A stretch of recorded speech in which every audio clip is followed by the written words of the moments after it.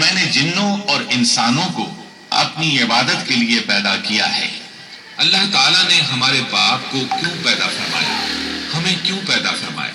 تاکہ ہم اس کی عبادت کریں، اگرچہ وہ عبادت کا محتاج نہیں، وہ تو بے نیاز ہے، البتہ ہم اس کے محتاج ہیں۔ اس کے اسماء بہترین اور حسین ہیں، وہ عالی شان صفات کا مالک ہے۔ اس نے اپنے ناموں کے آثار ظاہر کرنے کے لیے مخلوق کو پیدا فرمایا، رحمت کے آثار، قدرت کے آثار، جبر اور طاقت کے آثار اور حکمت کے آثار ظاہر کرنے کے لیے مخلوقات کو پیدا فرمایا، ورنہ وہ کسی چیز کا محتاج نہیں۔ آدم علیہ السلام کی تخلیق سے پہلے ہی اس بارے میں اللہ تعالیٰ کا فرشتوں سے مکالمہ ہوا۔ اللہ تعالیٰ نے فرمایا، اور جب تیرے رب نے فرشتوں سے کہا میں زمین میں ایک خلیفہ بنانے والا ہوں۔ خلیفہ سے مراد ہے نائب، اور یہ کہ اس کی نسل میں سے ہر ایک دوسرے کا خلیفہ ہوگا، جبکہ سیدنا ابو بکر صدیق رضی اللہ عنہ نبی اکرم صلی اللہ علیہ وسلم کے خلیفہ ہوئے، سو اللہ نے ایک خلیفہ بنانے کا ارادہ فرمایا جو زمین میں حکومت کرے اور اس کو آباد کرے۔ چنانچہ اللہ تعالیٰ نے فرمایا، اللہ تعالیٰ نے تمہیں زمین سے پیدا کیا اور اسی نے اس زمین میں تمہیں بسایا ہے۔ اللہ تعالیٰ کا ارادہ ہوا کہ زمین کو آباد کروائے، جبکہ جن اس قابل نہیں تھے، کیونکہ ان میں اس قدر عقل و دانش نہیں تھی کہ زمین کو پر رونق اور سرسبز و شاداب رکھ سکے۔ علماء جنات کے بارے میں کہتے ہیں ان کا سب سے بڑا عقل مند جن انسانوں کے 10 سالہ بچے کے برابر عقل رکھتا ہے، اس لیے زمین کو آباد کرنے کی صلاحیت اللہ تعالیٰ نے انسان کو بخشی۔ اللہ نے انسان کو بہترین ڈھانچے اور حسین ترین شکل و صورت سے نوازا، پھر اپنی روح اس میں پھونکی۔ فرشتوں نے اس سے سوال کیا، ایسی مخلوق کو کیوں پیدا کرتا ہے جو زمین میں فساد کرے اور خون بہائے؟ اور ہم تیری تسبیح، حمد اور پاکیزگی بیان کرتے ہیں۔ اس کے جواب میں اللہ نے فرمایا، جو میں جانتا ہوں تم نہیں جانتے۔ دراصل فرشتوں نے کسی طرح معلوم کر لیا تھا کہ آدم کی اولاد زمین میں فساد کرے گی، خون ریزی کرے گی، لیکن انہوں نے یہ بات اعتراض کے طور پر نہیں کہی تھی، کیونکہ ایسا اعتراض تو گناہ ہے، اور فرشتے پلک جھپکنے کے برابر اللہ کی معصیت اور نافرمانی نہیں کرتے، بلکہ وہ تو نہایت معزز عبادت گزار ہیں، کسی بات میں اللہ پر پیش دستی اور سبقت نہیں کرتے اور اس کے حکم پر عمل کرتے ہیں۔ اللہ کے حکم کی نافرمانی نہیں کرتے، بلکہ جو حکم دیا جائے بجا لاتے ہیں۔ اس لیے فرشتوں کا یہ پوچھنا وضاحت طلبی کے لیے تھا، وہ تو انسان کے پیدا کرنے کی وجہ پوچھ رہے تھے۔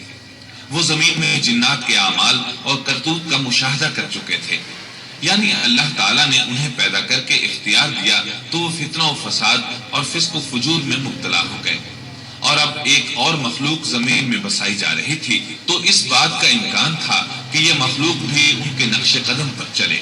اس لیے فرشتوں نے تعجب اور حیرت کی بنا پر یہ سوال کیا تھا، اور پوچھنے کا مقصد یہ تھا کہ کیا یہ بھی جنوں کی طرح ہوں گے؟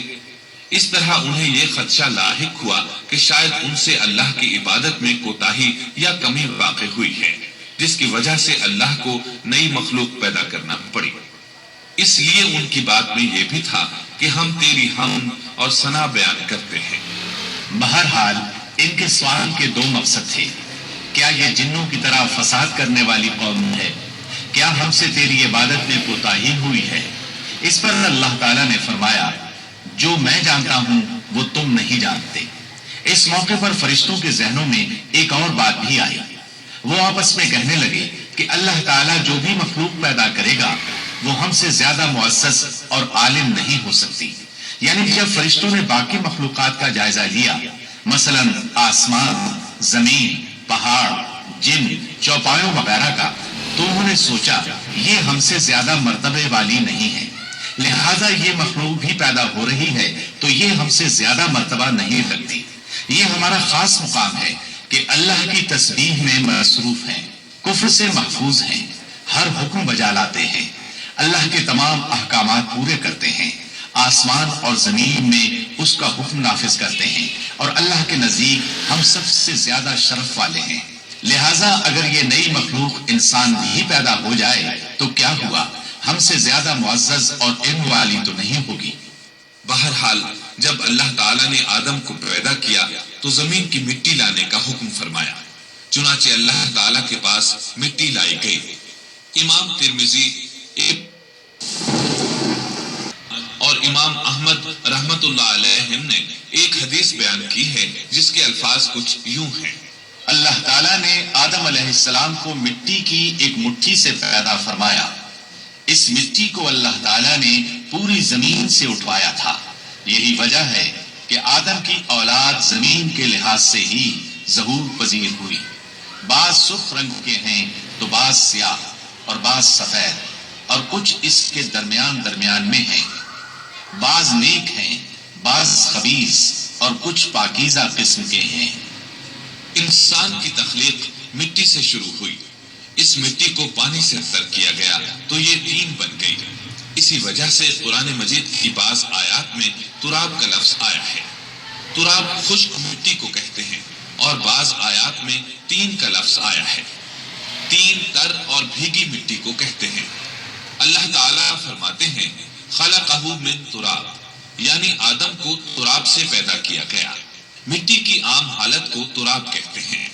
اور فرمایا جب آپ کے رب نے فرشتوں سے کہا کہ میں مٹی سے بشر کو پیدا کرنے والا ہوں، جب اس مٹی کو پانی سے زیادہ بھگویا گیا تو وہ لیسدار ہونا شروع ہو گئی۔ اسی لیے اللہ تعالیٰ نے فرمایا ہم نے انسان کو لیسدار اور چپکنے والی مٹی سے پیدا کیا۔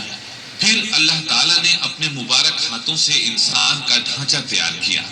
اللہ نے فرمایا خلقت بیدی، میں نے اپنے دونوں ہاتھوں سے پیدا کیا۔ اللہ تعالیٰ نے انسان کی خلقت فرشتوں کے سپرد نہ کی، بلکہ